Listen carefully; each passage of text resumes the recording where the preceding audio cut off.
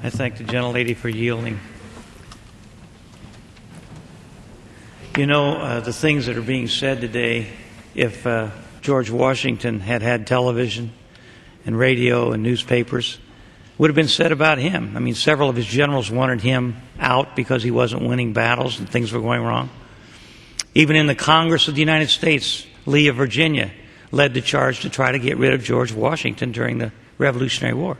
Abraham Lincoln, McClellan, one of his chief generals who wouldn't fight, ran against him for president, and Lincoln was going to be defeated if they hadn't taken Atlanta. Sherman hadn't taken Atlanta. War is not a popular thing. It's a horrible thing. Chairman Lantos was a survivor of the camps during the Holocaust, during World War II. I'd like to ask you a question. What would have happened if we hadn't won that war? How many more Jewish people would have been killed in those camps? Millions more. 6 million died, but many millions more probably would have died if Hitler had prevailed. But we had Winston Churchill, who was willing to go to the mat to make sure that they didn't win and that he was going to defeat Hitler. If we pull out unilaterally like they're talking about right now, we leave those people over there who voted and held their fingers up, we leave those people to their fate with these people who are radicals, who are going to take over. Iran has camps. Senator Lieberman talked about that. They have training camps right there along the border. They're sending terrorists in to help augment the terrorists in Iraq. And if we unilaterally pull out, just like you're talking about, those people who voted and who voted for freedom and democracy, many, many, many of those will die, maybe even more than who've been dying in Darfur. And you have been talking about how important it is that we do something in Darfur. A vacuum will be created, and Iran will fill it. They will not stop their nuclear development program, and we will be in peril down the road from their nuclear development program, because they'll have a real jumping off point throughout the Middle East. Not just in Iran, but in Iraq and possibly Afghanistan, if many of you have your way. I don't know why we're not waiting on General Petraeus' report.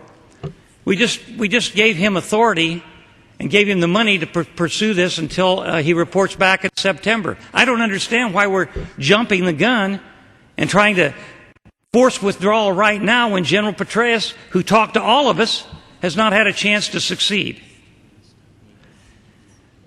61 million people died in World War II, 6 million Jews.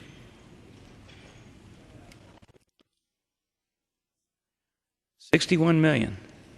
In this nuclear age, if we pull in our horns and let Iran run wild over there, which they will, and they develop their nuclear program, how many millions could die in this country as well as around the world? I submit to you, it would probably be more than 61 million.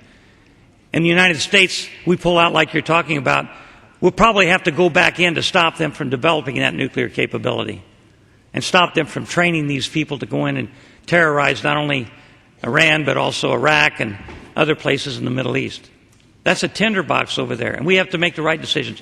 Every president that has been in a war has been criticized by Congress at one time or another. Every single president, unless it was a very short war where you won in 5 or 6 days or a couple months.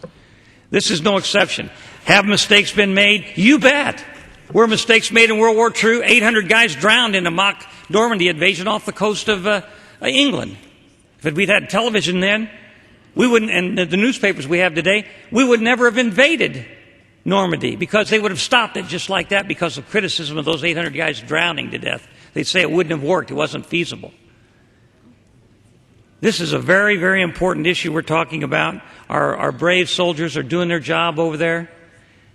And they watch on television right now, what are they hearing? Pull out, pull out, pull out. And they say, what are we fighting for if the Congress is going to say, jerk us out right now?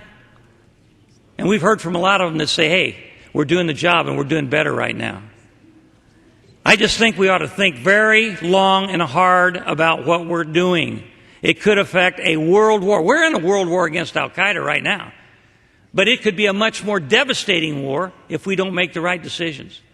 And I'd just like to say to my colleagues, I think it's extremely important that you think long and hard about what you're trying to do. Nobody likes war. Nobody likes war.